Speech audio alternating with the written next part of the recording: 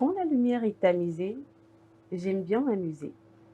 Quand la température est basse, j'aime bien qu'on le fasse.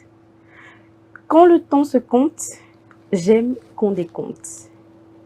Tic-tac, mon cœur bat. Tic-tac, c'est bas. Je ne parle que de goût. Pas de l'acte, pas du tout. Quand elle forme l'angle et qu'il s'y cherche, comme un aigle, son bec encore mou, fouille pour le goût, saurais-je dire l'exact.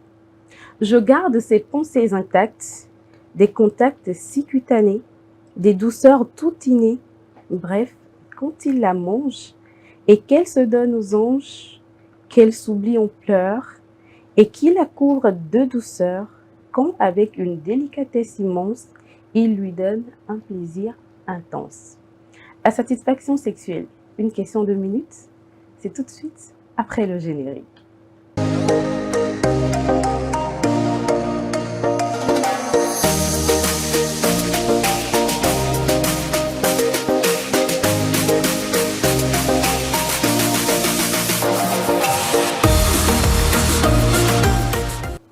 Bonjour et bienvenue dans votre émission d'éducation sexuelle sans tabou et sans complexe. Aujourd'hui, j'ai avec moi sur le plateau deux invités que je vais vous présenter sans plus tarder. À ma gauche, nous avons le docteur Zinsou, un habitué que vous connaissez déjà, je suppose, psychologue clinicien. Bonsoir docteur. Bonsoir Whitney. J'espère que vous allez bien. Je vais bien. Et que le plaisir d'être avec nous est toujours partagé. Toujours. Toujours. Et à ma droite, nous avons l'artiste la plus coquine du Togo, j'ai nommé Dianuela. Bonsoir. Bonsoir, Whitney. Non, c'est le qualificatif, c'est ma personne qui fait rire. Non, mais merci quand même. Je t'en prie, je t'en prie. C'est la première fois que je te reçois sur ce plateau et j'espère qu'on pourra partager ce moment et que ça deviendra un moment inoubliable pour les téléspectateurs. J'espère aussi. Alors, sans plus tarder, nous avons posé la question à nos téléspectateurs pour savoir ce qu'ils pensent du sujet du jour. Nous suivons l'élément puis nous revenons pour le sans tabou.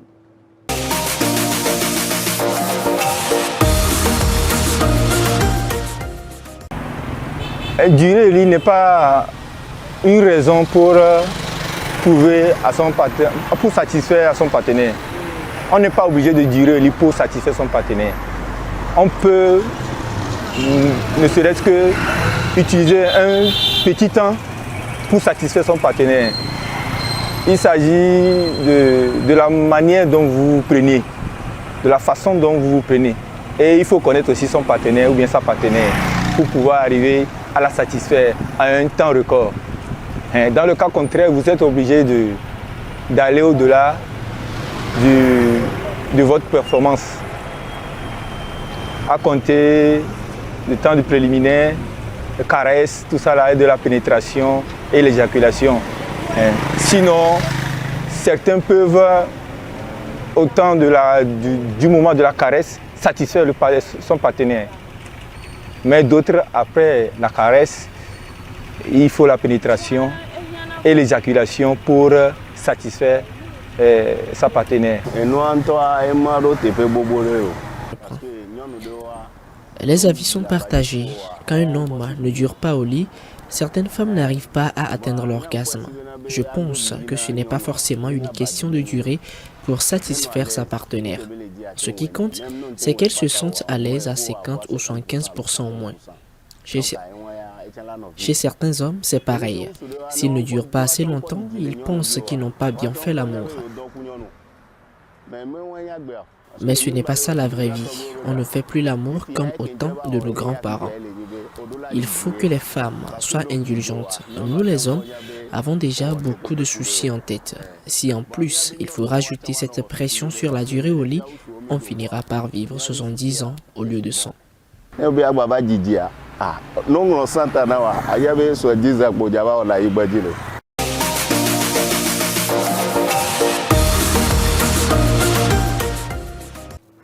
retour sur le plateau, nous allons nous tourner tout de suite vers notre artiste en lui posant la première question qui est: quand on parle de satisfaction sexuelle, par rapport à toi, selon toi, à quoi fait-on référence? Pour moi, déjà, il faut que je rappelle que je ne suis pas je vais me Sexologue. blesser. Sexologue. Hein? Oui, ça Donc, on le sait. ne prenez pas en compte, ou du moins, soyez indulgents. Bref, Mhm. soyez vraiment indulgents avec moi. Mhm. Pour moi, je pense que c'est les sensations du début jusqu'à la fin de l'acte. Hein. D'accord. Généralement, pour globaliser, pour moi, je pense que c'est ça. Donc, ce qu'on ressent avant même de commencer l'acte Oui. sexuel, Enfin, avant, pendant et à la fin. Oui. Et je suppose que cela doit varier d'une personne à une autre. Ouais, forcément. Et docteur, dites-nous, y a-t-il une approche psychologique pour expliquer la satisfaction sexuelle chez les conjoints dans un couple? Merci pour la question. Évidemment qu'il y a plusieurs théories psychologiques qui expliquent la satisfaction sexuelle chez les partenaires, les deux partenaires. Dans un premier temps, nous allons évoquer la théorie de l'attachement de Bowlby de Ainsworth qui stipule que ceux qui ont un attachement sécure pendant leur enfance, sécure, c'est-à-dire un attachement qui n'est pas teinté d'anxiété, d'accord, ni de violence de la part des parents. D'accord. Et donc, ces gens de personnes, à l'âge adulte, seront des gens qui auront une intimité émotionnelle et donc vont avoir une satisfaction sexuelle plus tard. Donc, maintenant, ça dépend aussi de l'éducation que les enfants reçoivent dès le bas âge. C'est-à-dire que ça les forme en fait à la vie adulte. Bien sûr. Et donc, quand on parle de l'attachement, c'est la relation affective que l'enfant a avec ses parents. Ou le milieu dans lequel il grandit. Ou dans le milieu dans lequel l'enfant grandit. Et donc, à côté de cette première modalité de l'attachement sécure, il y a l'attachement insécure qui est teinté d'anxiété et de violence. Et donc, ces derniers seront moins satisfaits dans leur relation sexuelle à l'âge adulte. Au-delà de cette théorie, on peut toutefois aussi évoquer la théorie cognitivo-comportementale qui stipule que les schémas cognitifs, c'est-à-dire les pensées que nous avons par rapport à l'acte, peut nous conditionner à avoir une vie sexuelle satisfaite ou pas. Donc, si quelqu'un a comme référence les films pornographiques et que son partenaire du jour ou de vie n'arrive pas à produire les mêmes performances, cette personne n'éprouvera pas de satisfaction, si j'ai bien compris. Pas tout à fait, mais dans ce sens, on dira que ce sont les expériences. D'accord, les expériences de relations sexuelles dans ce cas, par rapport à quelqu'un qui est plus ou moins exposé à des films pornographiques que celui qui ne l'est pas. D'accord. Et de ce que j'ai lu, le désir sexuel constitue l'un des principaux mécanismes de la vie. Cela est-il avéré? Oui, c'est tout à fait vrai. Parce que, on le dit de façon profane que tout être vivant qui ne se reproduit pas est appelé à disparaître. J'ai bien appris mes cours. Et donc, l'acte sexuel est un moyen par lequel les hommes ou l'être humain assure sa survie. La pérennité. Et donc, c'est en cela, moi, je qualifie l'acte sexuel en disant que son premier rôle, qui est le rôle, on va dire, fondamental, c'est de se reproduire. Et l'autre rôle de la sexualité, c'est ce que je qualifie de ciment. Comme on prend le ciment pour pouvoir joindre deux briques. Ça permet... Voilà, ça permet à la relation entre deux partenaires d'être solide. Et donc, ça va créer beaucoup plus d'intimité émotionnelle, la dynamique relationnelle au sein du couple et l'affection également qui va avec. Donc, ce sont ces deux rôles-là que la sexualité joue dans la vie des êtres humains. En dehors de ça, la relation sexuelle a des avantages sur le plan santé physique comme santé mentale. Je suis intéressée. Développer. Et donc, quand nous avons des relations sexuelles, ça permet de réduire le stress dans un premier temps. D'accord. Et donc, quand ça réduit le stress, ça veut dire que nous sommes en train de prévenir certaines maladies comme l'hypertension artérielle. Allez-y, docteur. Pourquoi Daniel a souri? Non, mais allez-y. Comme l'hypertension artérielle, vous voyez, Oui. le stress, même sur le lieu du travail. C'est-à-dire que si le travailleur a des rapports sexuels réguliers, ça peut l'aider à ne pas développer du stress professionnel et plus tard le burn-out. D'accord. Mais est-ce qu'il suffit d'avoir des relations sexuelles ou de bonnes relations sexuelles, je vais dire? Non, de bonnes relations sexuelles. D'accord. Donc, quand je parle de relations sexuelles, c'est compris comme une bonne relation Toutes les sexuelle. conditions de Voilà. température, de pression sont réunies. Voilà. Donc, vous voyez? Oui.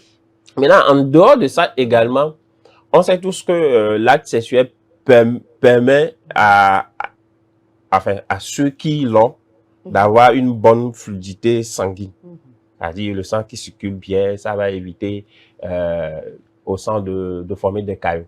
D'accord. Maintenant, quand on vient sur la santé mentale, quelqu'un qui a généralement, on va dire, des actes sexuels de façon régulière, va être de très bonne humeur. Et c'est pour ça d'ailleurs, dans nos communautés, je vais dire rurales, il y a un dicton qui dit la femme qui se lève le matin et balaie la cour en chantant. C'est que la nuit a été bonne. C'est que la nuit a été bonne. Ou le papa qui libère vite le gain à ses enfants, c'est qu'il est comblé. Donc, vous comprenez que nos ancêtres aussi n'ont pas, on va dire, postulé ce genre de trucs pour rien. Mais ils ont quand même eu l'expérience. Tout à fait. Ils ont l'expérience. Et donc, voilà, sur le plan santé mentale, il y a ça. Ça va vous permettre même d'éviter la dépression. Et l'acte sexuel en soi également, c'est un moyen de gestion de stress. Donc voilà, je pouvais m'en arrêter là en attendant. En attendant. Alors, Dianella, vous êtes d'accord avec tout ce que le docteur mais j'apprends des choses. Hein. Moi, je ne savais pas on a un que ça contribuait autant à la santé de la personne. Et à la santé d'une personne. Donc maintenant, quand l'humeur n'y est pas, on sait quoi faire pour la retrouver. Exactement. Alors, tantôt, tu disais, Dianella, que la satisfaction sexuelle, c'est le ressenti de chaque personne ou des conjoints avant, pendant et après l'acte. Mais pour un rapport sexuel épanoui, ne faudrait-il pas que chaque partenaire connaisse son corps pour mieux guider l'autre? Si, moi, je prime beaucoup ça. Hein, parce que je me dis, si tu ne maîtrises pas le corps de ton partenaire, comment le faire arriver à l'extase? Et il ne faut pas faire le sexe juste parce qu'on a envie de le faire. Il faut vraiment que la personne prenne son pied. Donc, c'est vraiment important de connaître minutieusement le corps de son partenaire et pouvoir arriver à faire, entre autres, faire jouir cette personne, quoi. Voilà. Il y a un médecin qui disait qu'après l'acte sexuel, si tout de suite l'homme se lève pour aller aux toilettes, c'est que ce n'était pas un acte sexuel réussi. Mais l'acte sexuel réussi, c'est celui après lequel aucun des partenaires n'a la force même de quitter le lit, ne serait-ce que pendant quelques minutes. Et moi, je dirais même que c'est un manque de respect envers la femme. Si Peut-être que c'est pour lui faire comprendre que tu n'as pas été à la hauteur. Oui, mais ça se discute. Hein. Je pense que ça se discute après. Mais que mon partenaire se lève de suite du lit juste après tu me fais des câlins quand même. Donc ça, c'est quand je ne trouve pas ça vraiment respectueux. Mais peut-être que c'est de la frustration que lui aussi. Oui, mais quoi que s'il y a un bémol quelque part, vous avez le temps d'en parler. Discuter. Sauf si ce n'est pas ton partenaire et que c'est un coup du soir. Ouais, voilà. Non, bon, à cette question, moi j'émets des réserves. D'accord. Parce que juste après l'acte, comme Dianella le dit, la personne peut te faire une bise et se lever pour aller se satisfaire. Parce que ça va contribuer à la prévention, surtout s'il s'agit d'un rapport sexuel occasionnel et que tu ne connais pas le partenaire. Et donc, en allant uriner, ça va permettre à l'homme de chasser tout ce qui est agent pathogène, vecteur ou virus dans son urène. Ah, donc ça rentre durant l'acte sexuel, quoi. Oui, si c'est pas un acte protégé. D'accord. Donc, c'est conseillé en matière de santé sexuelle à ce que juste après l'acte, l'homme aille vider sa vessie. Donc, ça veut dire aussi qu'il se doute de mon état de santé. Non, c'est ce que j'ai dit. Si c'est occasionnel. Si c'est occasionnel. Mais si c'est... Le partenaire de chaque jour qui le fait. Ta partenaire ou ton partenaire de tous les jours, il n'y a pas de raison. Mais par contre, tu peux juste après l'acte avoir envie d'aller uriner. Ça arrive, la personne ne peut pas se retenir. Maintenant, quand tu prends la femme, il y a certaines femmes, si l'acte est bien fait, il y a certaines femmes, comme ce que nous appelons l'éjaculation féminine, qui peut ne pas le faire sur le lit, mais va se lever en guise d'uriner, mais aller éjaculer dans la toilette. D'accord. Donc, la femme fontaine, ce n'est pas un mythe. Non, ça existe. D'accord. Bel et bien. Et est-ce que toutes les femmes sont des femmes fontaines? Toutes les femmes peuvent avoir l'éjaculation féminine. D'accord. Donc là, ça dépend, ça dépend de la personne. Ça dépend de l'acte. D'accord. Comment l'acte a été fait. Ok. Donc ça dépend aussi des prouesses du conjoint. Pas forcément. Ah bon? La femme elle-même peut se stimuler jusqu'à un certain niveau avant que le partenaire n'entre en jeu. En quoi faisant?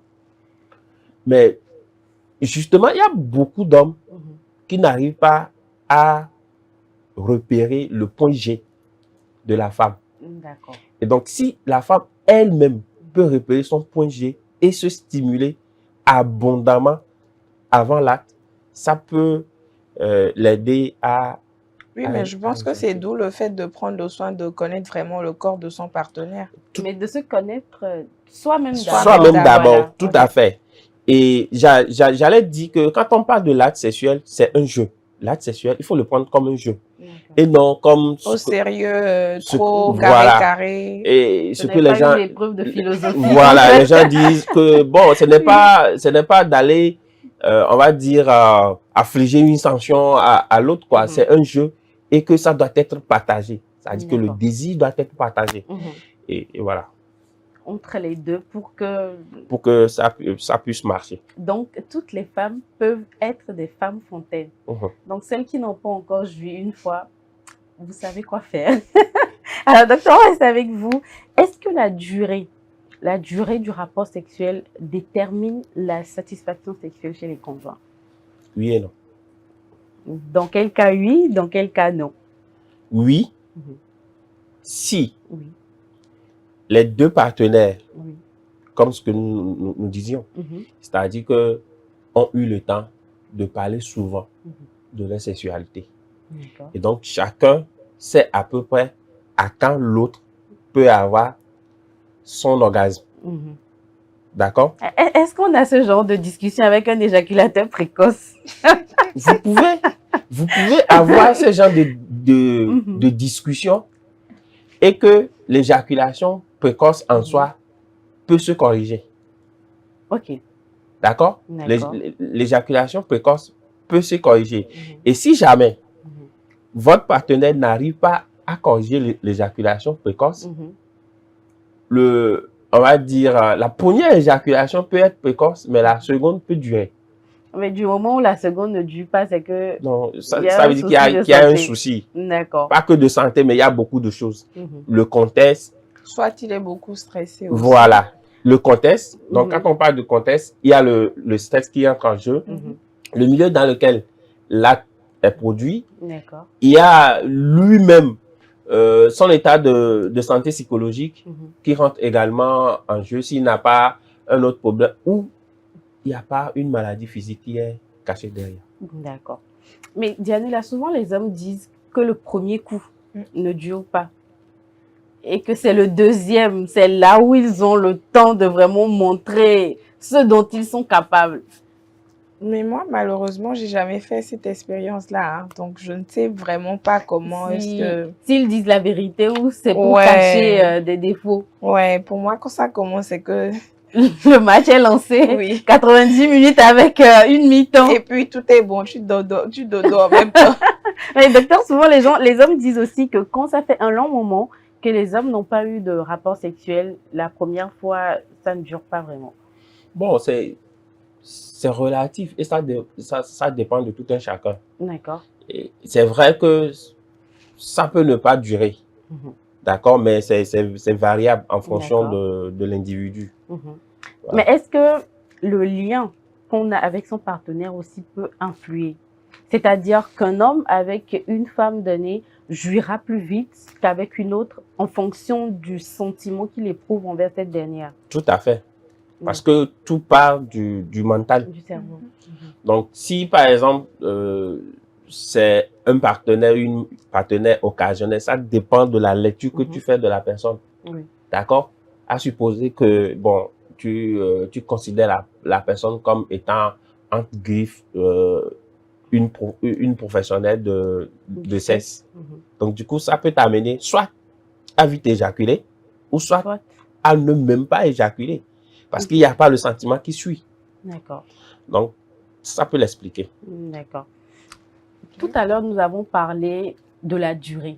Maintenant, nous allons parler de la longueur de l'appareil féminin, de l'appareil sexuel masculin. Est-ce que, d'après toi, ça compte dans la satisfaction sexuelle des femmes? Non, ça ne compte pas.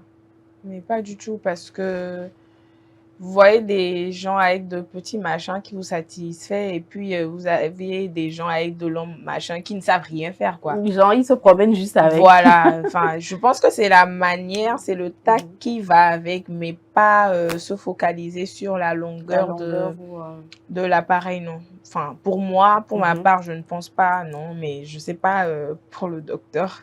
Non, c'est exact. Et ça dépend aussi. Il y a certaines femmes qui sont, on va dire, clitoridiennes, c'est-à-dire que leur sensation pour aller vers l'orgasme est du côté du clitoris. Mais il y a certaines femmes également qui sont vaginales.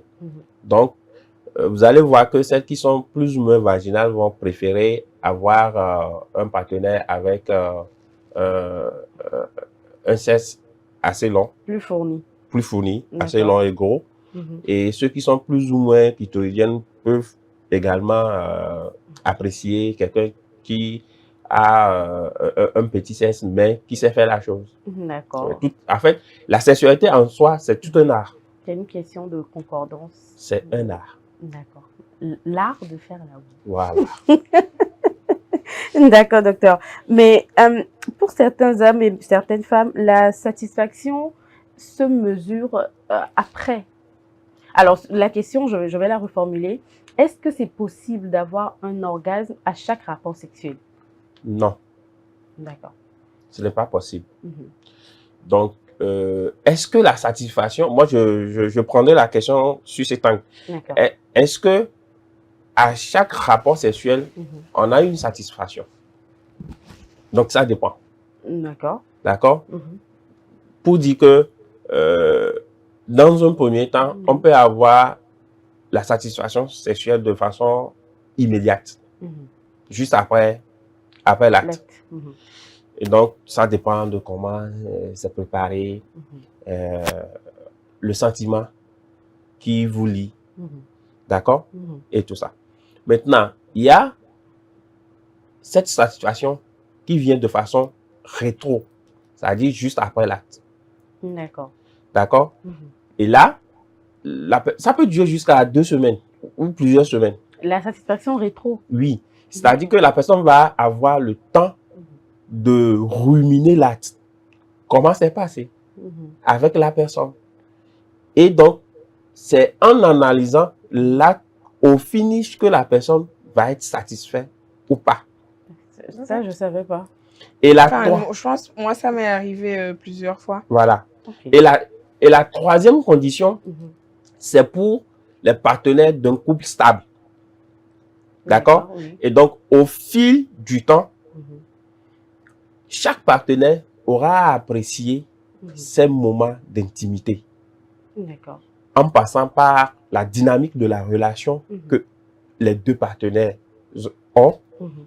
Ça passe également par la compatibilité au niveau du sexe des deux partenaires. D'accord. Et l'affectivité qu'ils auront à partager tout le long, on va dire, de la période que leur relation à deux se passe. D'accord. Tu as dit tout à l'heure que ça t'est arrivé plusieurs fois, c'est-à-dire que tu es là et que tu as des flashbacks. Ouais, parce que sur le coup, quand tu finis, tu te demandes, enfin, j'ai pas pris mon pied. C'est ça. Mais à force de repasser minutieusement par les petites étapes, tu te rends compte, Enfin. Ouais, voilà quoi. C'était bien fait quoi. Oui. Ok. Et ça peut prendre jusqu'à 2 semaines. Oui. Chez certains, ça peut aller 2 semaines. Oui, parce 3 que tu semaines. rumines. Tu Et rumines, moi, quoi. je pense, des fois même, plus de 2 mois, ça te revient. Oui, plusieurs semaines après. Ça te Donc, revient. tu es là, tu es assise sans qu'il y ait quelque chose autour qui te fasse sourire. C'est comme si tu revivais la situation, tu D'accord. revivais l'acte en fait. Et que c'est maintenant que tu éprouvais le plaisir qui l'accompagne. Voilà. Sur ce, nous allons à la pause publicitaire puis nous revenons. Voilà.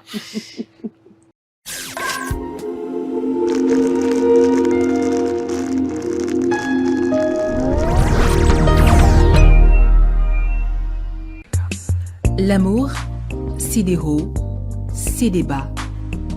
Et quand la femme dit non, c'est vraiment non. Mais rien ne vaut un petit cadeau pour raviver la flamme de l'amour. La femme se fait belle et sensuelle pour votre plaisir. Claudia Lingerie, nous disposons de toute une collection de sous-vêtements haut de gamme pour hommes, femmes et enfants à un bon prix. Soyez ceux qui portent des sous-vêtements confortables. Claudia Lingerie, nous sélectionnons pour vous de la lingerie fine de qualité pour sublimer vos soirées. Claudia Lingerie, sur la route d'Agbalépédo, juste à côté du monument Grand Œuf Blanc. Infoline 00228 97 01 03 03 0228 97 01 04 04. Claudia Lingerie, l'élégance a une adresse.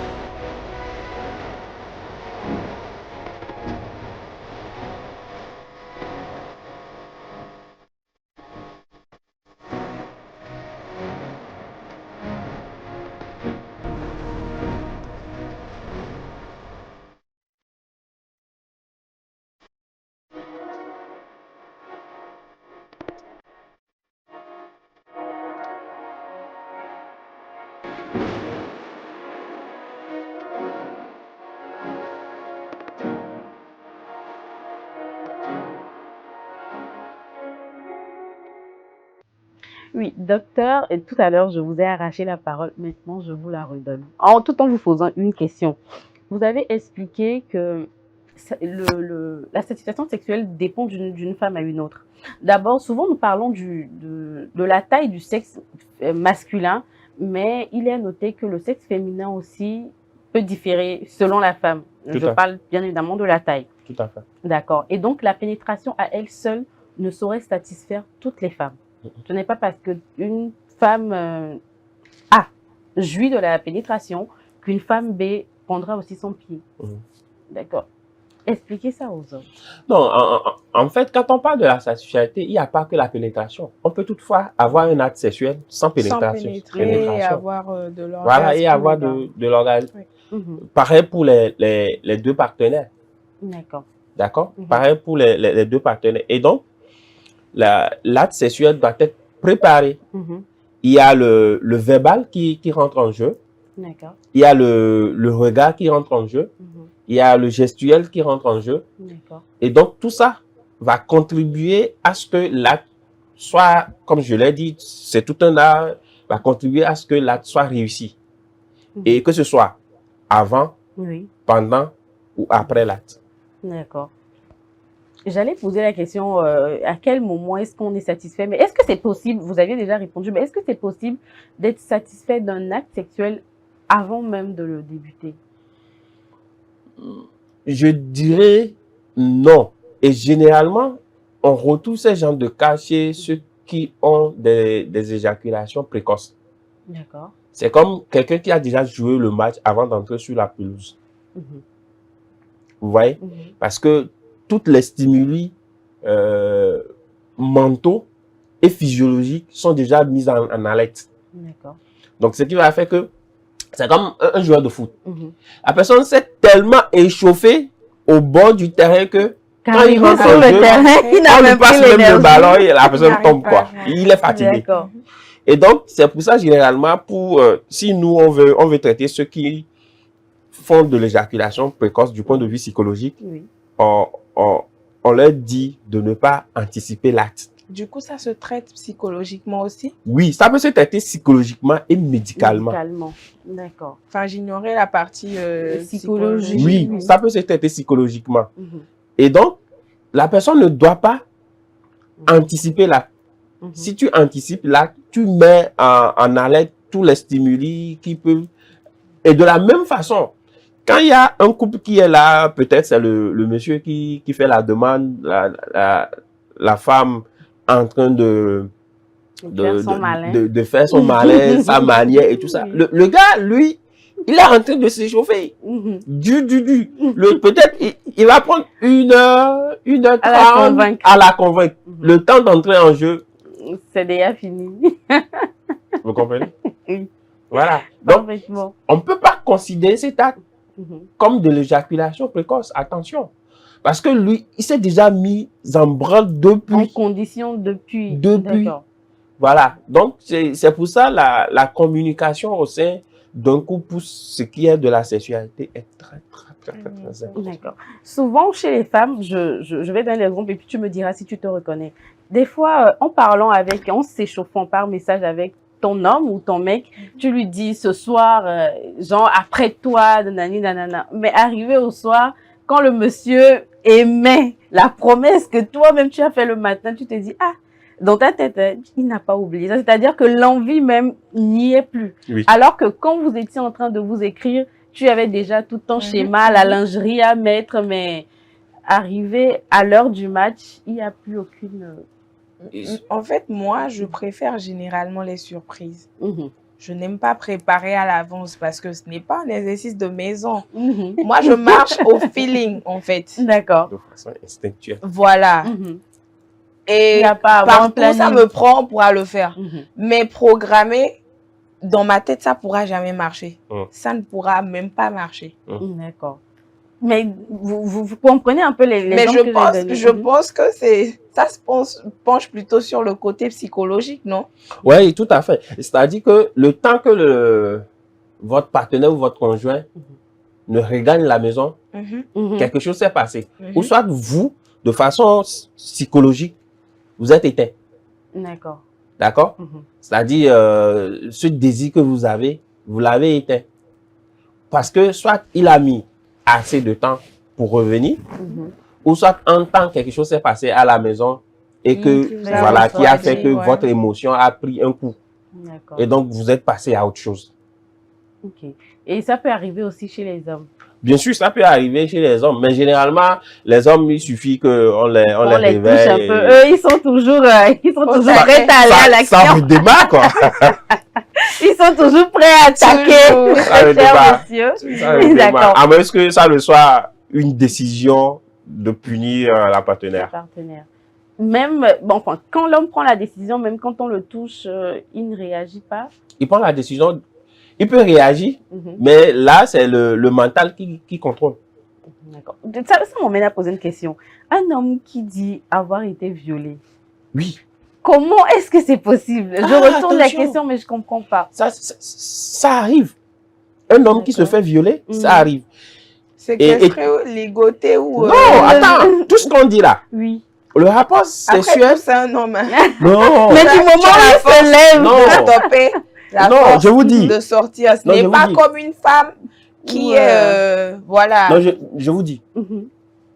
L'acte sexuel en soi, quand on va parler du droit humain, doit être consenti. On est d'accord. D'accord?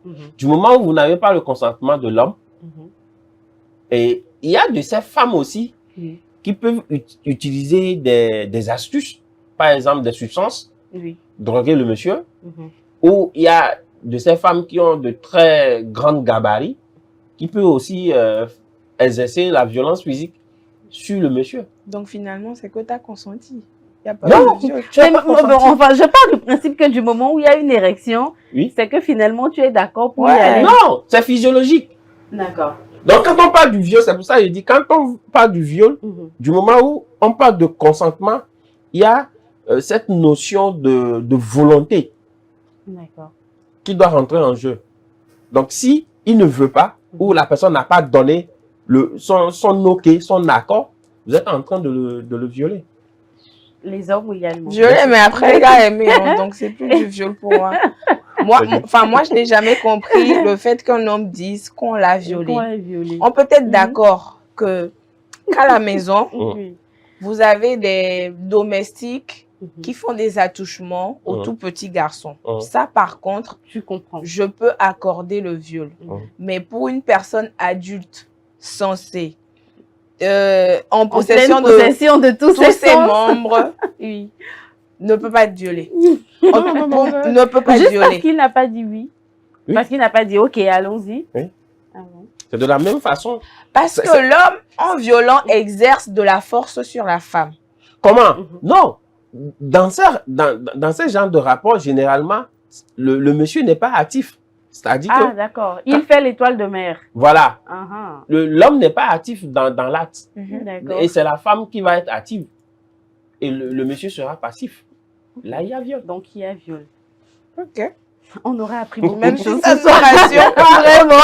Au moins, on aura appris quelque chose. Et pour le cas d'une femme, genre, au début, tout allait bien, la femme lubrifie bien, mais au cours de l'acte, elle s'assèche.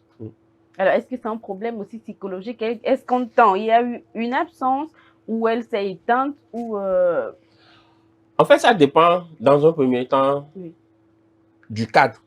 D'accord. C'est-à-dire que il y a le climatiseur qui est allumé, vous êtes en plein acte, ça arrive que ça peut se sécher. D'accord. L'autre chose, c'est peut-être, c'est-à-dire que tu n'as pas trop connaissance de ta partenaire. C'est-à-dire que quoi? C'est-à-dire que, disons que c'est quelqu'un qui n'aime pas que ça dure trop. D'accord. Qui n'a pas besoin qu'on fasse 45 minutes. Voilà. Alors que quand ça commence pas trop durer, elle s'ennuie et elle va commencer par s'éteindre. Et puis, la lubrification aussi est fonction de l'âge. Plus tu prends de l'âge, moins tu lubrifies. Donc, il y a aussi ça. Mais ce n'est pas un problème. Mais en même temps, je pense qu'une femme ne peut pas lubrifier du début jusqu'à la fin de l'acte, non? Non. Ou c'est possible? C'est possible. D'accord. C'est possible. Ça dépend de la durée, oui, des conditions. Des conditions de la durée. Ou soit, vous commencez, elle n'apprécie pas, elle va s'éteindre. Elle va s'éteindre. Elle va s'éteindre aussi. Il y a ça, vous commencez, elle n'apprécie pas. Au lieu de... Surtout ceux qui disent quand je vais t'attraper, sur généralement, le qu'est-ce qu'ils font? Ils font rien. Au moins, c'est pas nous qui le disons. C'est un homme qui l'a dit. Vraiment. C'est un homme qui l'a dit. Généralement, c'est des gens qui jouent le match après. Après, c'est aller chercher les stimulants. Les et tout écorces. ça. Parce que comme on le dit, le tigre ne crie pas sa tigritude. Voilà. Il bondit sur sa proie, puis la dévore. Peut-être il peut être excellent, il peut être un bon artiste. Puisque c'est de là, il peut être un bon artiste. Mais le premier, si tu ne sais pas faire, le premier coup va être décevant. D'accord. Peut-être... Pourtant, généralement, les performances ne sont pas comme ça. Donc, dans ce sens, il faut lui accorder le bénéfice du doute pour le mais sauf que dans ce cas-là, il n'y a pas de bénéfice. Mais justement, c'est pour ça qu'il ne faut pas trop jouer le match avant. Ouais. Et surtout, il ne faut pas trop se vanter avant. Parce qu'on ne connaît pas aussi l'adversaire qui est en face. Tout à fait. Et je demanderais, est-ce que pour toi, il y a un laps de temps réglementaire pour un rapport sexuel? Whitney, tu vas me poser cette question? Non, mais j'ai bien dit pour toi. On ne parle pas pour les autres, on parle pour toi. Pour moi... Oui. Parce que moi, je ne fais pas de premier coup, je ne fais pas de deuxième ni de troisième round. Il y a match. Un coup, et puis je dors. Il n'y a pas élimination avant le quand j'inclus les préliminaires, 30-45 minutes, ça va. D'accord. Préliminaire plus acte sexuel, la pénétration, le blablabla. Alors, sur le plan psychologique, sur le plan médical, est-ce qu'il y a un laps de temps, un temps recommandé? Pas recommandé, mais qui est reconnu pour un rapport sexuel, oui, en moyenne. Non, c'est variable, ça dépend de tout un chacun. D'accord, donc il n'y a pas, même une minute. Même une minute, ça dépend des deux. Ça peut aussi être réussi. Il n'y a pas de temps. Il n'y a pas de temps. Donc, voilà, donc je ne vais pas me hasarder à donner un temps. D'accord. En 3 minutes, en 5 minutes, vous pouvez avoir un bon œuf. 3 minutes, 5 minutes. Vous pouvez avoir un bon œuf. Vous incluez c'est chap-chap ou c'est comment? Non, c'est pas chap-chap. Vous pouvez avoir un bon œuf. Comme on le dit, peut-être que du coup, vous avez déjà vécu ça? 3-5 minutes? C'est-à-dire avec préliminaire? Avec préliminaire? Non. Ça, c'est Zocla. Non, c'est pas avec mais des fois aussi, à 4 h du matin, où personne ne sait brosser, on n'a pas vraiment le temps. Même à 4 h du matin, ça ne peut pas faire 5 minutes. Mais des fois, on n'a pas besoin de préliminaire, c'est-à-dire que nous deux, nous savons oui, mais quand même, quand on exclut les préliminaires, 3-5 minutes, docteur. Ça dépend des gens. Bon. Les gens là, ce sont des paresseux. Moi, je n'ai pas parlé de moi. Peut-être que c'est juste un anti-stress avant de débuter la journée. Ils n'ont pas besoin de grandes prouesses physiques. Des fois, au bon vieux temps, quand tu veux regarder on va dans les clubs de vidéo là. Il y a ce que nous appelons actualité. L'actualité même peut être intéressante que le film. Que le film, c'est vrai. Le petit extrait qui annonce le film. Le film tu regardes même. Tu regardes, tu es satisfait, quoi. Ça dit que ça résume. Oui, en gros. En gros, tout là, quoi. Non. Bon, c'est sérieux. 5 minutes, on pense que c'est assez court. D'accord? Et en moyenne, de mon point de vue, en moyenne, c'est ce que Janela a dit, donc entre 30, 40 minutes. Il y a des gens qui font moins, donc je dis en moyenne. Il y a des gens qui vont faire moins et d'autres qui vont faire. Moi, quand on me fait moins, je me plains. Ouais. Mais il faut pas aussi frustrer les chers, monsieur. Non. Oui, mais si tu veux faire ton travail, fais-le bien, non? Soit tu le fais, soit tu le fais pas. Les conditions physiques ne sont pas réunies. Oui, donc ne le fais pas, non, surtout que c'est pas surprise. On a bien dit que c'est pas planifié. Oui, mais pas surprise là même. C'est ça qui est doux, ma chère. Oui, mais maintenant, ça l'a pris pas surprise et il n'était pas préparé. Non, dans ce cas, il n'y a pas de surprise dans ce cas. Ce qu'elle dit de façon instinctuelle, c'est-à-dire que ce n'est pas programmé. De façon instinctuelle, il y aura les préliminaires. Donc, il y aura l'acte même en soir et donc ça peut prendre Ça peut durer 30 ans. D'accord. Donc, dans notre société actuelle, où beaucoup de jeunes, même de grandes personnes qui sont en permanence sous stress et autres, quels conseils vous leur donneriez-vous pour que le sexe, qui n'est pas payant, que Dieu nous a donné gratuitement, qu'ils puissent en profiter pour voilà, se régénérer, se faire peau neuve? Oh, je viens de le dire. Ils sont stressés. Mais il y a le sexe qui est là. D'accord. Et je le conseille pour ceux qui sont en relation, d'accord, en relation, on va dire, dévoilée. Je ne parle pas aux élèves, je ne parle pas aux étudiants, je parle des étudiants, ça dépend. Un étudiant de 25 ans, il peut être aussi stressé. Eux, là, mais excusez-moi, docteur, il y a des gens qui sont stressés au point même devant le sexe qui n'arrivent pas à réagir, à bonder ou à faire quoi que ce soit. Ça, c'est dû à quoi? Parce que, est-ce qu'il y a des exercices à faire, soit du yoga ou se retrouver un peu, prendre de l'air avant de commencer l'acte pour pouvoir libérer son esprit? Est-ce qu'il y a des exercices à faire pour ces genres de personnes-là avant de passer à l'acte? Oui. Comme tu le dis, ce sont des thérapies complémentaires. Okay. Ça peut aider. Et l'autre chose, c'est on va dire, d'identifier la source de son stress. Ok. D'accord? La source de son stress. Il n'y a pas de problème sans solution, comme on aime le dire.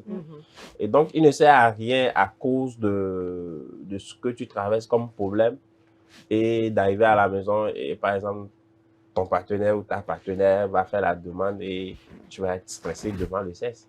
À moins que tu n'as pas l'argent et tu penses que le sexe que tu veux faire là. Oui, mais parce que ces genres de personnes, j'en ai connu. Oui. À moins que la personne ne soit tellement stressée que devant le sexe, il pense que bon, ça va devenir un enfant et qu'il y a trop de problèmes pour encore penser au sexe. De l'argent pour subvenir aux besoins. Non, quand même. Et puis bon, avec les femmes, ça se comprend, mais généralement avec les hommes, à moins que ça ne soit un problème sérieux, très sérieux. Qui le tracasse. Voilà, qui le tracasse véritablement, quoi. Soit c'est un problème de maladie, où on a fait une annonce de maladie grave, ou ça c'est un problème d'argent très sérieux, et que bon, si c'est pas réglé, c'est... Sa tête n'est pas à ça, quoi. Voilà, c'est la prison, quoi. Les enfants ne sont pas scolarisés, tu voilà, ne dois pas c'est la prison voilà, les enfants ne sont pas scolarisés. Exactement. Ça, c'est pour les personnes responsables, bien évidemment, parce qu'il y a certains, vraiment, ils ne connaissent pas le sens de la responsabilité, donc... eux, dans n'importe quelle situation, ils sont déjà prêts qu'ils aient même faim, ils préfèrent faire le sexe que d'aller se chercher à manger. Mais au moins, après ça, ils seront fatigués, ils vont se reposer. Ça limite le temps. Oui, mais ce qui t'oublie, c'est qu'ils dépensent de l'énergie. Donc, quand tu finis, il faudra manger aussi. Donc, le Seigneur pourvoira. Amen. Il faut voir. Alors, avant de clore cette émission, est-ce que vous avez un mot de fin à l'endroit de nos téléspectateurs? Januela? Moi, perso, qu'est-ce que j'ai à dire? Je vais plutôt sensibiliser la gente féminine à plus se protéger, à ne pas s'adonner aux actes sexuels à des âges pas vraiment responsables, quoi. Il faut vraiment qu'on soit vraiment prêt pour certaines choses. Et moi, je vais aussi faire appel aux parents pour une éducation sexuelle. Parce que je trouve que la jeunesse actuelle, elle est vraiment en perdition. Il n'y a pas de... comment dirais-je, de suivi par rapport à ça, d'où la perversité qui abonde sur les réseaux. Donc, il faut vraiment que les parents, ils commencent par... reprennent les tactiques de nos parents, de nos grands-parents, quoi. Reprennent leurs responsabilités. Voilà. Parce que quand on voit certaines vidéos, certains propos tenus par des jeunes certaines vulgarités dites aisément sur les réseaux par vraiment des enfants, tu es un peu choqué, tu te demandes est-ce qu'elle a des parents, est-ce qu'ils ont des parents? Donc, il faut vraiment que les parents prennent leur part de responsabilité. Il faut qu'ils arrêtent de nous coller l'étiquette de c'est nous qui gâtons les enfants. Hein. Parce que si ton enfant n'est pas encore en âge et que tu lui remets une tablette, bah, il va là où il a envie d'aller sur YouTube. Donc, tu ne contrôles rien. Donc voilà un peu... Ce qui est sûr, un enfant bien éduqué à la maison ne se laisse pas facilement corrompre en Merci. société. Exactement. Merci pour la sensibilisation. Docteur? Alors, moi, je dirais que l'acte sexuel, avant de faire l'acte sexuel, il faut avoir à l'idée les deux rôles que j'ai évoqués tout de suite. D'accord. C'est-à-dire que le rôle fondamental qui est de se reproduire et le rôle essentiel qui est d'unir, d'augmenter, on va dire, l'affectivité, l'émotion au sein du couple. Et ne pas oublier que quand tu fais l'acte sexuel non protégé, il y a éventuellement une grossesse qui peut arriver. Ou des maladies sexuellement transmissibles. Donc, des maladies sexuellement transmissibles. Moi, je mets l'accent sur les maladies, oui. Plus sur les maladies que sur la grossesse. Mais la grossesse, quoi.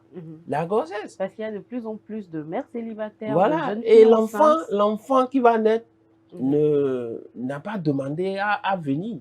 Et que cet enfant ne va pas venir souffrir et vivre dans des conditions vraiment exécrables. Et donc, j'invite les gens vraiment à laisser l'acte sexuel pour ceux qui sont prêts. D'accord. Et si jamais vous devez le faire de façon occasionnelle, si vous n'avez pas le préservatif à côté, ne faites pas. Laissez tomber. Vous n'en mourrez pas de toute façon. Voilà. Alors, nous arrivons à la fin de cette émission, mais vous devez retenir que l'acte sexuel, c'est de l'art. Et il faut que cet art-là soit développé dans les bonnes conditions. Et surtout, que chaque personne prenne la responsabilité d'assumer les conséquences qui découlent des actes sexuels. J'espère que vous avez passé un agréable moment en notre compagnie. Quant à moi, je vous retrouve la semaine prochaine pour un nouveau numéro. D'ici là, portez-vous bien.